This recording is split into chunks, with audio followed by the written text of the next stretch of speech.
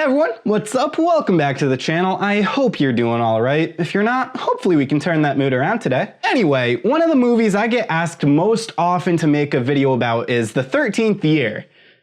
Wait, no, my bad. Sorry, I meant Zenon. Sorry, I was just looking at this list I have of all the best movies to come out the year I was born. And, you know, The 13th Year is just right there next to Zenon, so I got confused because Ape Brain can't read. But it's fine. I mean, it's so crazy how that happens, right? I mean, like, it's like I'm almost making a list of video ideas so that I'm not stuck making up concepts for a week until I realize it's been a month since I posted and I start to feel like shit. Nah, I'll feel like shit regardless. Anyway, Zenon is probably the most iconic Disney Channel movie, like, ever. Like, I'm allowed to say that, right? Like, the High School Musical stans won't come at me for that. No, they're too busy making fun of Gen Z on TikTok. Oh, okay, cool. Watching Zenon again, though, like, as an adult, there's a bit to unpack there. Like, there's a lot to get to. So, with that said, let's...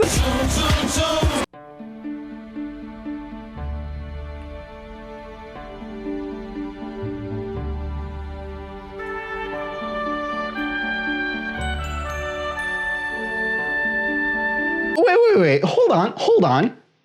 What the hell is that? Is that supposed to be a doll of Zenon? Where's her neck? I don't like it. No thank you. I do not like it. Let's move on. I do not want to look at that anymore. There's one thing to be thankful for. At least you don't live down there.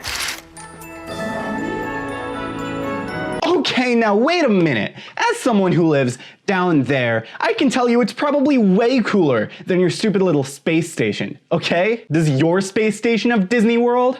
That's right, didn't think so. Trying to act so much better than me because you live in space. Well, maybe it's because you smell bad. Yeah, maybe your scent is such a danger to the ozone layer that was an environmental hazard to have you on Earth. Think about that, Xerox. Good morning, class. Morning, Mr. Perez. As we were saying yesterday, perhaps the most remarkable thing about President Clinton is that unlike her father, Bill... Okay, two things. Why does this look like a Power Rangers headquarters? And two, they really thought Chelsea Clinton would be president someday? I mean, I guess she still could, but unless she turns into an 80-year-old white guy in the next 20 years, I really don't think that one's coming to fruition there, guys. Anyway, so at lunch, Commander Plank's talking about how shitty the space station is and how many problems it's been having because it's 27 years old. And by the way, this movie takes place in 2049, which means that this space station launched in 2022. That's next year. Unless you're watching this next year, then that's tomorrow. I wonder if they're still taking applications. I mean, like, I'm sure the onboarding process for a space station like this is pretty intense. I mean, I'd even go so far as to say it's out of this world. But then again, I am dying to get out of my parents' house. I mean, Elon's gotta have an application set up or something. I mean, hold on, let me check. Hi, I'm Elon Musk. You may know me from Twitter, or PewDiePie's meme review, or that time I sold flamethrowers online. Anyway, if you know me, you probably know that I think that space is pretty PogChamp.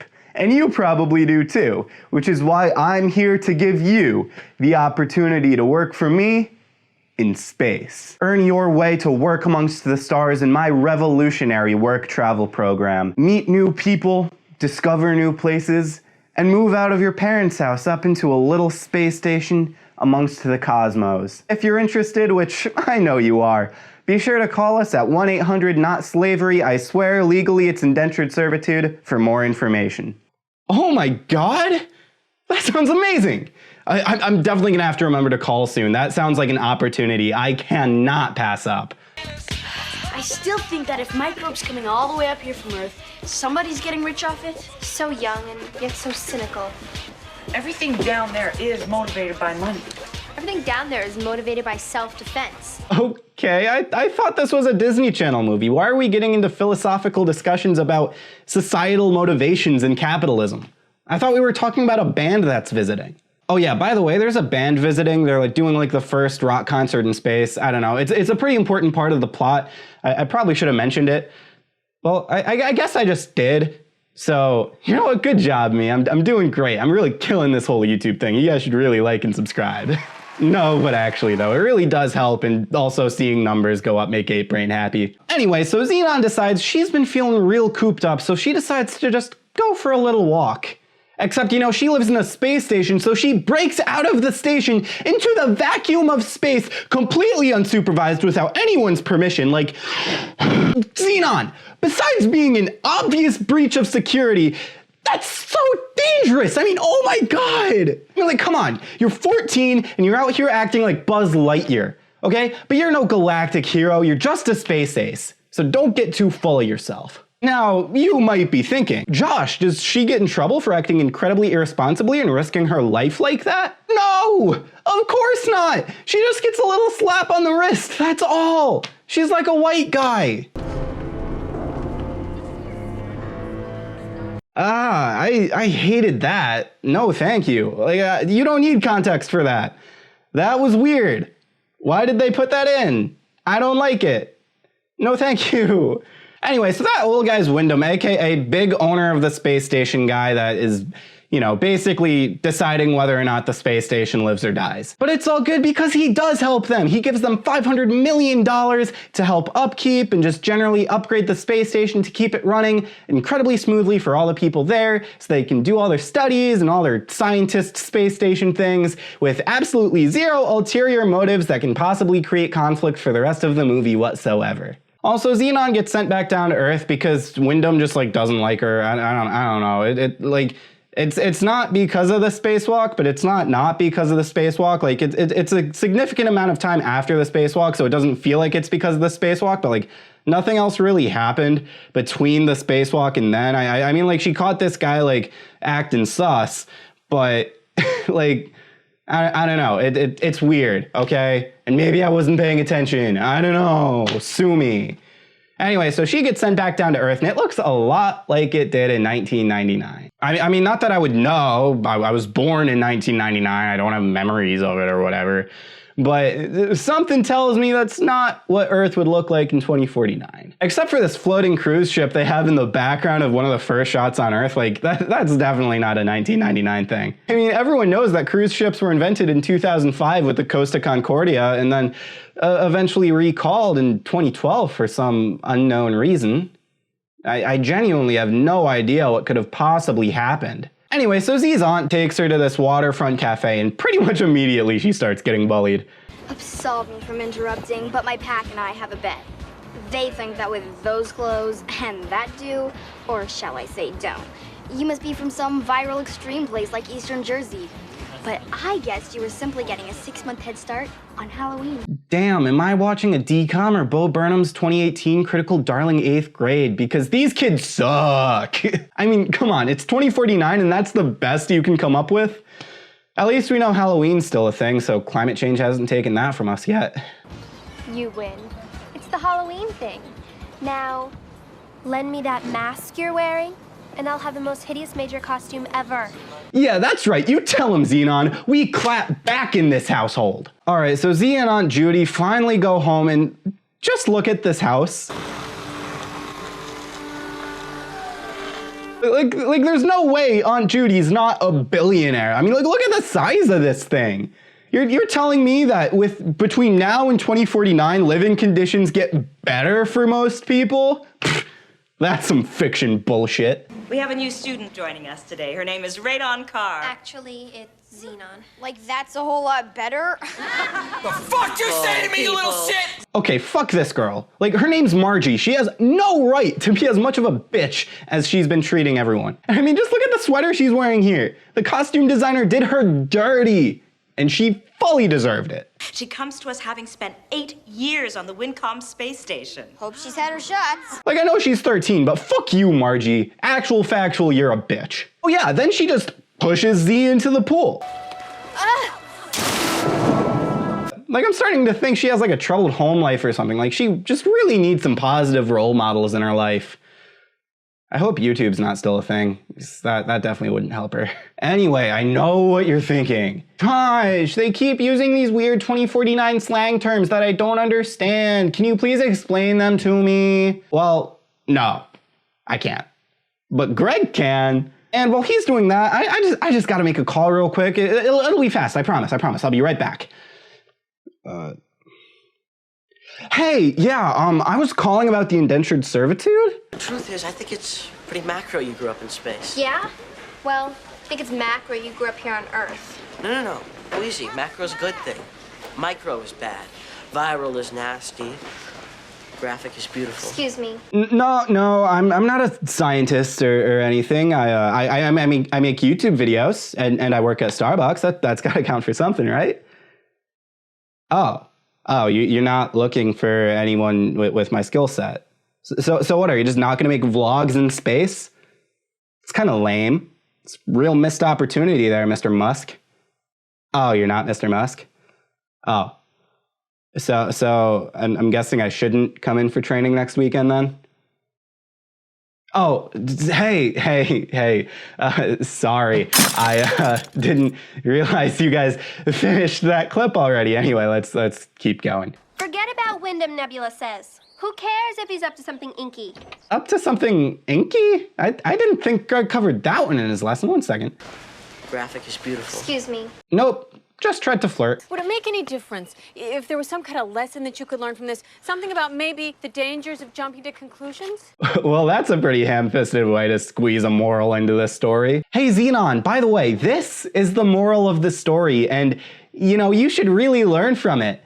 Because, that's kind of the point of storytelling, especially in media made for kids. Wait, why is my door open?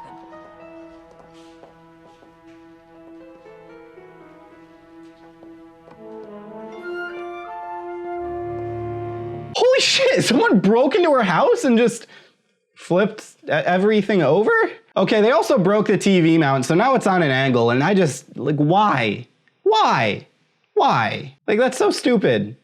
Take stuff. If you're gonna break into a house, take stuff. Don't just break stuff, that's lame. Maybe the moral of the story should be to leave the house you robbed the way you found it. The oddest thing is, none of my stuff seems to be missing.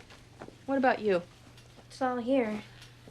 I don't buy this random break-in stuff. It was Lutz and Wyndham. Zenon, what did Judy just say about jumping to conclusions? That's supposed to be the moral of the story. You're ruining the foundations of storytelling that have been set for thousands of years, Zenon. You can't just do that. I mean, she's also right. It definitely was, but come on, dude. You're ruining the human tradition. Anyway, so Zenon goes on a date with Greg, and they find out that Wyndham's, super in debt.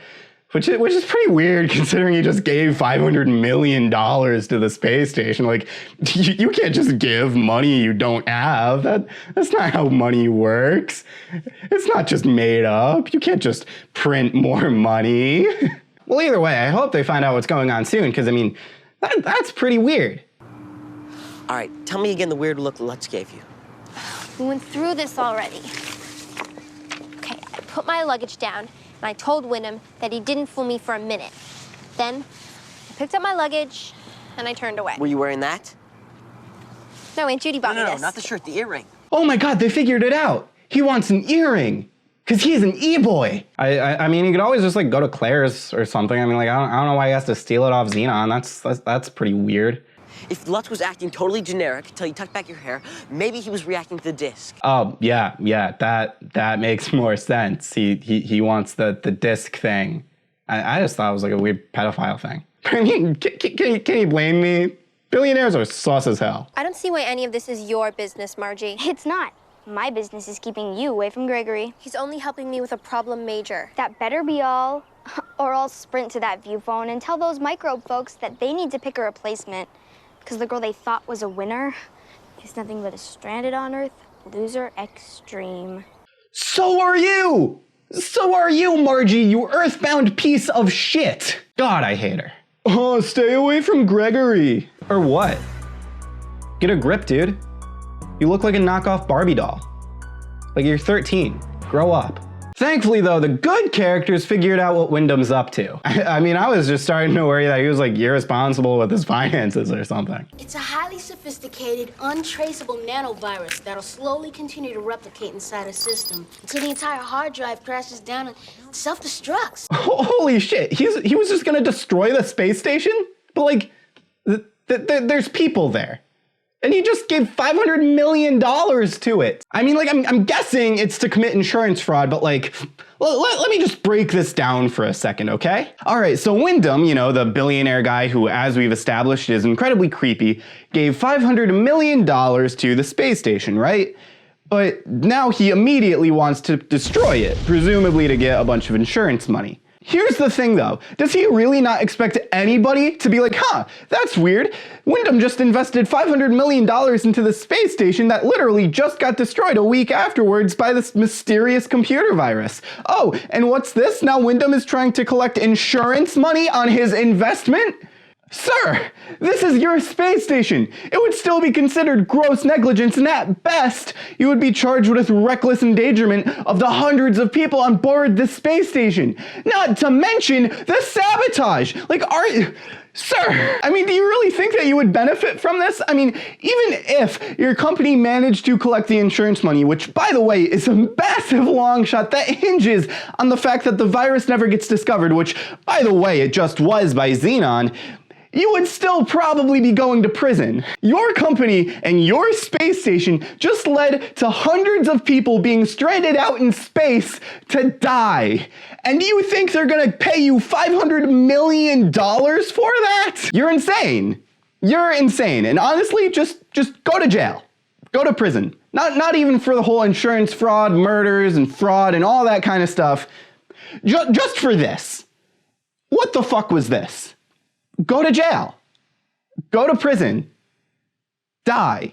Anyway, so Zenon manages to stow away on board the ship the band was taking to the space station, and she deploys the undo file in time, saving the space station, and yes, Wyndham does get arrested. Though arguably there are a million other things he should get arrested for as well, because that man is creepy as hell. And then the movie ends with the best song in cinematic history. And yes, it is on Spotify. Zoom, zoom, zoom. So that was Zenon. Honestly, it still holds up pretty well. I mean, it definitely feels like a super late 90s kind of movie, but, you know, I guess that just means that in 27 years we'll see spiky hair and the Apple II make a comeback. I still have to figure out how to get myself onto that space station, though. Wait, maybe that's the moral of the story. Yeah.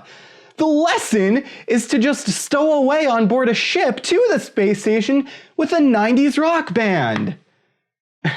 That's definitely what it was. I'm so smart. Anyway, I hope you guys enjoyed today's video. I had a ton of fun making this one, so if you enjoyed it, please leave a like. I'd really appreciate that. And if you want to see more of what I make in the future, be sure to hit that subscribe button. I've got some really fun ideas planned for the next few weeks, so definitely going to be posting a lot more because, you know, I have plans now. Anyway, yeah, once again, thank you all so much for watching. I sincerely appreciate every single one of you. Have a fantastic rest of your day, and I'll see you all next time. Peace.